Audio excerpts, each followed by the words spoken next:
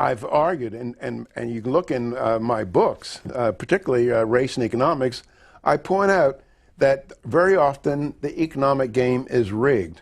It's rigged against people who can be described as latecomers and outsiders. And one example I give is the taxi cab industry. That is, what does it take for a person to be able to get into business, become an owner-operator of a taxi? Well, and maybe make $50,000 a year. Well, it doesn't take a whole lot of capital. You get a used car, and you get some insurance, and you learn the city streets. But it turns out, in New York City, for example, the license to own and operate one taxi costs $700,000. That was as of last year.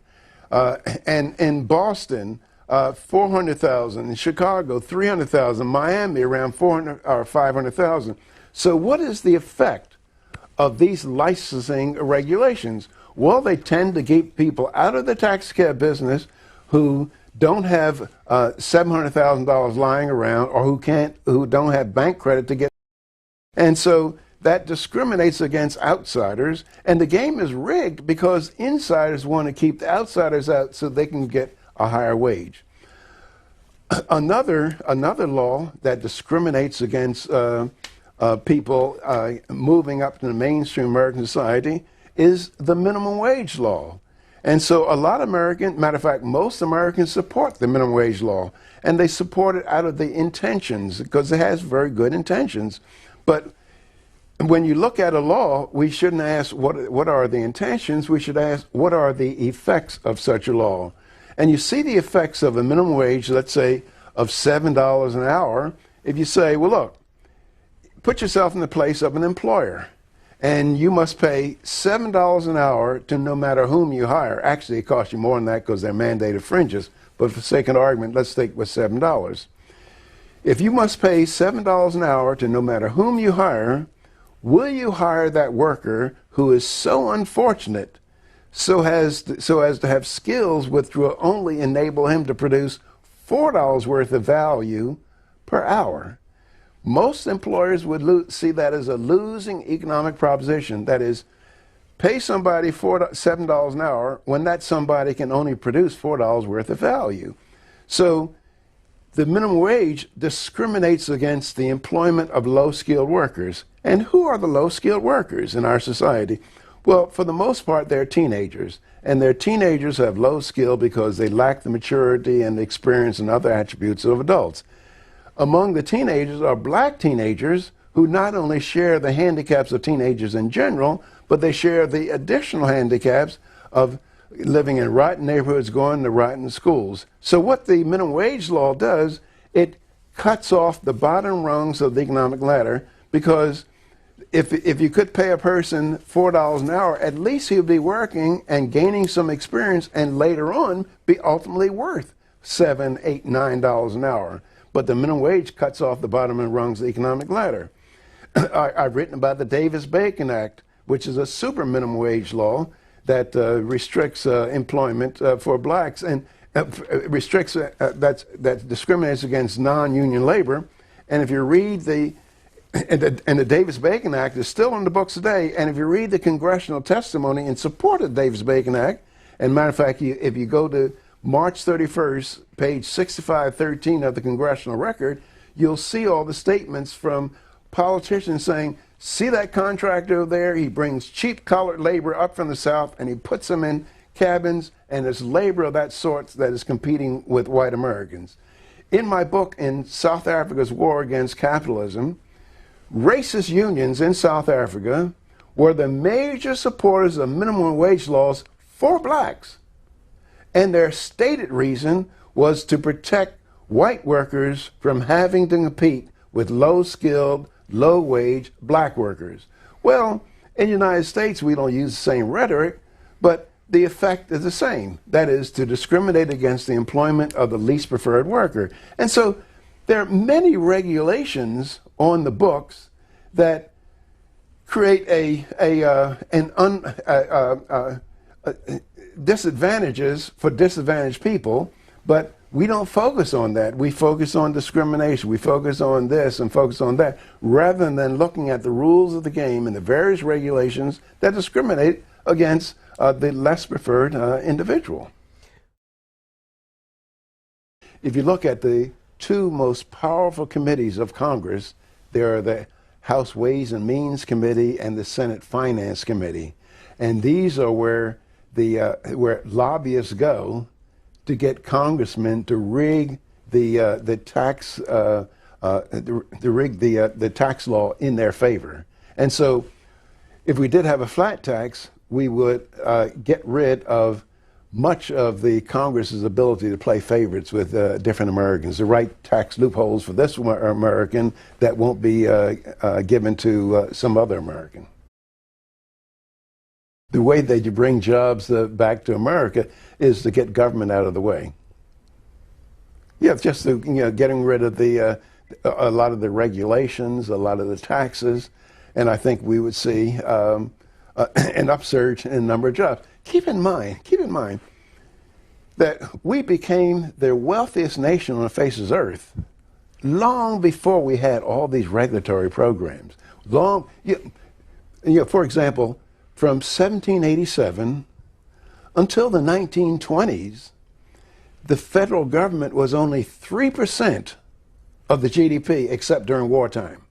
3% of the GDP, compared to the federal government being 25% of the GDP now. And so you say, how in the world did we go from a third world, backward country in 1787 to the richest country and the most powerful country on the face of the earth without all these government programs? I think the reason that we did become a rich country was because we did not have all these government programs. And you ask the question, people say, oh, well, you need housing and urban development. We need a HUD agency. Well, the American people built some of the greatest cities on the face of the earth before HUD was established, I think back in the late 50s. And then it was only after HUD when we found a lot of our cities going down the tubes. And so we always have to ask that question, what did we do before? If people say, oh, well, you need a Department of Education. And it turns out, well, American education was on a higher plane before the Department of Education than afterwards. And so we find all these different programs, all these excuses for the increase in the role of government in our lives without asking the question, what did we do before? The idea that we should outlaw, let's say, cigarettes and cigarette smoking, I think that it's a violation of property rights. And I mean in the following sense. The issue is not whether tobacco smoke is harmful to others or not. The issue is private property rights. That is, for example, if you own a restaurant and you do not want people smoking, then it's your right to put a sign outside saying, no smoking in my restaurant. And if I own a restaurant and I want to permit people to smoke, I put a sign outside saying that smoking is permitted. So people have the option. They know whether smoking is there or is permitted or not. And if they don't want to come in under those conditions, they don't come in. The same thing with the idea of your not wanting smoking in a restaurant. Well, then people go to your restaurant and they say, oh, this guy does not allow smoking, so I'm not going to go in his restaurant. Now, see, most Americans will support the idea that the government ought to come in and tell a restaurant owner that he cannot permit smoking in his restaurant. But suppose, on the other hand, there was a majority who said that, well, since you don't want smoking in your restaurant, we're going to force you to permit smoking. That is, we're going to use the political mechanism to require that you permit smoking in your restaurant. You would view that as totalitarianism. Well, it's the same way the other way around. Now, another side effect of it is that what Americans have done, they've invited government into our lives, because totalitarians, I don't know any totalitarian who is awakened one morning and said, I'm tired of tyrannizing people. I'm going to rest now. Well, what totalitarians do, they find that, well, gee, if we can control smoking, well, we can control the amount of soda that you drink, such as the mayor in New York. Or we can control whether you have foie gras in your restaurant, or whether, or how many, whether there can be salt in your diet. And so once you tell a person, you tell government that they can control certain areas of your life, well, they have incentive to try everything else to control your life. And so we've invited people to control our lives. And I think that smoking represented the beginning of it. And it's kind of interesting how these people start. They always start out small. You know, at the beginning of the anti-smoking movement, they say, oh, we just want warning signs on cigarettes. Then they got the warning signs on cigarettes. Then we say, well, we want no smoking sections in airplanes. They got the no smoking section. Then they say, oh, we don't want any smoking whatsoever. Then they got that. Well, we don't want any smoking in the airport. And then they got that. Well, we don't want smoking within 50 feet of the doors of the airport. And so it always starts out small, and then it gets larger and larger. That's almost with any act of government. I think the Fed has been very unproductive.